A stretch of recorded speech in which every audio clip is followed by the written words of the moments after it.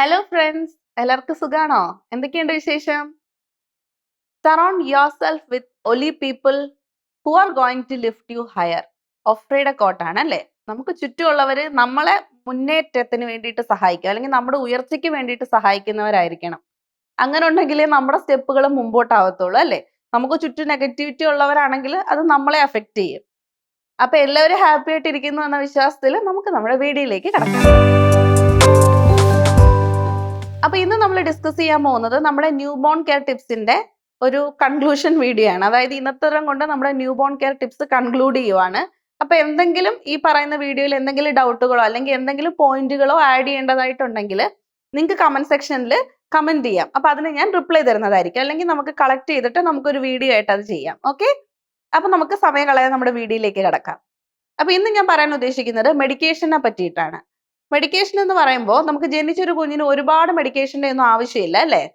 അപ്പൊ നമുക്ക് ആകെ നമ്മൾ കുഞ്ഞിന് കൊടുക്കുന്ന ഒരു ഡ്രോപ്സ് എന്ന് പറയുന്നത് വൈറ്റമിൻ ഡിയുടെ ഡ്രോപ്സ് ആണ്. അപ്പൊ അത് മാത്രമേ നമുക്ക് ജനിച്ചൊരു കുഞ്ഞിന് അത്യാവശ്യമായിട്ടുള്ള മെഡിക്കേഷൻ ആയിട്ടുള്ളൂ. അതല്ല, ഇനി വേറെ എന്തെങ്കിലും ഹെൽത്ത് ഇഷ്യൂസ് ഉള്ള കുഞ്ഞുങ്ങളാണെങ്കിൽ അവർക്ക് നമ്മൾ എക്സ്ട്രാ ഡോക്ടേഴ്സ് അല്ലെങ്കിൽ അവരുടെ പീഡിയാട്രീഷ്യൻസ് പറഞ്ഞു തരുന്ന മെഡിക്കേഷൻസ് നമ്മൾ ക്യാരി ഔട്ട് ചെയ്യേണ്ടതായിട്ടുണ്ട്.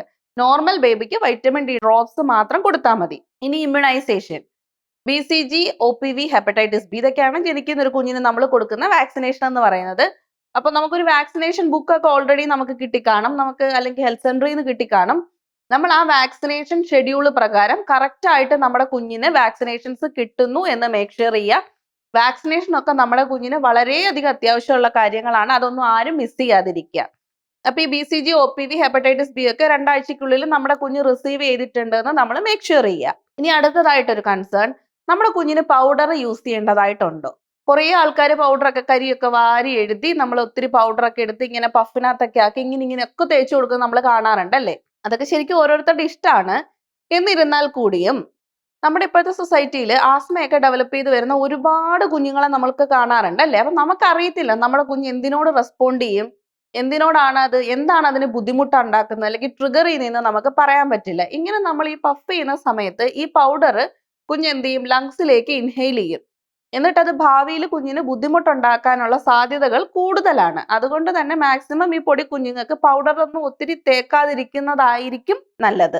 ഇനി അടുത്തതായിട്ട് എനിക്ക് പറയാനുള്ളത് ഡയപ്പർ കെയറിനെ കുറിച്ചാണ്. ഡയപ്പർ കെയറിനെ കുറിച്ച് പറയുമ്പോൾ എനിക്ക് പ്രത്യേകിച്ച് പറയാനുള്ളത്, ഇപ്പം ഡയപ്പർ യൂസ് ചെയ്യുന്ന ആൾക്കാരും കാണും ഒരു വിഭാഗം, അതുപോലെ തന്നെ തുണി, നമ്മുടെ പഴയ രീതിയിലുള്ള തുണികൾ യൂസ് ചെയ്യുന്ന ആൾക്കാരും കാണും. ഡയപ്പർ ആണെങ്കിലും തുണിയാണെങ്കിലും നമ്മളത് ഫ്രീക്വന്റ് ആയിട്ട് നനയുന്നതിനനുസരിച്ച്, തുണി എസ്പെഷ്യലി നമ്മൾ ഒരു നനവ് വന്നാൽ പിന്നെ അതിന് വീണ്ടും വെച്ചോണ്ടിരിക്കരുത്. അത് നമ്മൾ ഫ്രീക്വന്റ് ആയിട്ട് മാറ്റിക്കൊണ്ടേയിരിക്കണം. അത് നന്നായിട്ട് കഴുകി വെയിലത്തിട്ട് ഉണക്കിയതിന് ശേഷം മാത്രമേ ഇത് റീയൂസ് ചെയ്യാൻ പാടുള്ളൂ. അതും ശ്രദ്ധിക്കുക. ഇനി ഡയപ്പർ യൂസ് ചെയ്യുന്നവരാണെങ്കിലോ അത് എവറി 4th hourly നമ്മൾ ചേഞ്ച് ചെയ്യാനായിട്ട് ശ്രദ്ധിക്കുക. അതല്ലെങ്കിൽ ഈ കുഞ്ഞുങ്ങൾ പെട്ടെന്ന് ന്യൂ ബോൺസ് എന്ന് പറയുന്നത് പെട്ടെന്ന് അവർ യൂറിനും അതുപോലെ തന്നെ മോഷനും പാസ് ചെയ്യും അല്ലേ? അപ്പൊ വൺസ് അത് ഇച്ചിരി വെറ്റ് ആയിട്ടുണ്ടെങ്കിൽ അത് മാറ്റാൻ ശ്രദ്ധിക്കുക. അതല്ല മോഷൻ പാസ് ചെയ്ത് അപ്പൊ തന്നെ അത് റിമൂവ് ചെയ്ത് കുഞ്ഞിനെ നന്നായിട്ട് തുടച്ച് വൃത്തിയാക്കി ഒരു ഡയപ്പർ റാഷ് ക്രീം, ഏതെങ്കിലും ഒരു നല്ല ഡയപ്പർ റാഷ് ക്രീമും അപ്ലൈ ചെയ്യാനായിട്ട് ശ്രദ്ധിക്കുക. കാര്യം ഡയപ്പർ റാഷ് ക്രീം എന്തുകൊണ്ടാണ് ഞാൻ അപ്ലൈ ചെയ്യണം എന്ന് പറയുന്നത്, നമ്മൾ ഫ്രീക്വന്റ് ആയിട്ട് കുഞ്ഞിന് ഡയപ്പർ കിട്ടുമ്പോൾ നനഞ്ഞ് വെറ്റായിട്ടിരുന്ന് കുഞ്ഞിന്റെ സ്കിന്നുമായിട്ട് ഇത് കോണ്ടാക്ട് വരുമ്പോൾ സ്കിന്ന് പൊട്ടാനുള്ള സാധ്യതയുണ്ട്. പിന്നെ അത് കുഞ്ഞിന് ഫർദർ ബുദ്ധിമുട്ടുകളിലേക്കാണ് നയിക്കുന്നത്. അപ്പൊ എന്ത് ചെയ്യുക, നമ്മൾ ഈ ഡയപ്പർ മാറ്റുമ്പോഴൊക്കെ കുഞ്ഞിനെ നന്നായിട്ട് തുടച്ച് വൃത്തിയാക്കുക. ക്ലീൻ ആക്കിയതിന് ശേഷം കുറച്ച് സമയം അത് എയർ ഡ്രൈ ആവാനായിട്ട് അനുവദിക്കുക. അതിനുശേഷം നമ്മൾ ഒരു ഡയപ്പർ റാഷ് ക്രീം ഇടുക. അതിനുശേഷം നമ്മൾ ഡയപ്പർ കെട്ടുക. അങ്ങനെ വരുമ്പോൾ നമുക്ക് കുഞ്ഞുങ്ങൾക്ക് ഇങ്ങനെ ഡയപ്പർ റാഷുകൾ വരുന്നതൊക്കെ പ്രിവെന്റ് ചെയ്യാനായിട്ട് സഹായിക്കും. അതുപോലെ തന്നെ എല്ലാ ദിവസവും നമ്മൾ എന്ത് ചെയ്യുക, കുഞ്ഞിന് കുറച്ച് ഡയപ്പർ ഫ്രീ ടൈം കൊടുക്കുക. കുഞ്ഞിന് കുറച്ച് നേരം ഓപ്പൺ ആയിട്ട് കാറ്റൊക്കെ കൊള്ളുന്ന വിധത്തിൽ കിടത്തുക. അങ്ങനെ കിടത്തുന്നതുകൊണ്ട് ഒരു ബുദ്ധിമുട്ടോ അല്ലെങ്കിൽ ഒരു നാണക്കേടിന്റെ ആവശ്യമില്ല.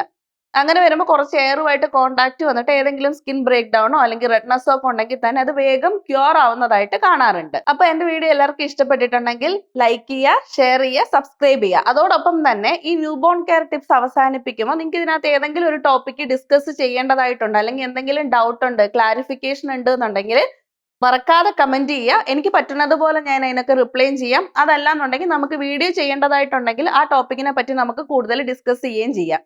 അപ്പൊ അടുത്ത വീഡിയോയിൽ കാണുന്നവരെ എല്ലാവർക്കും ബൈ.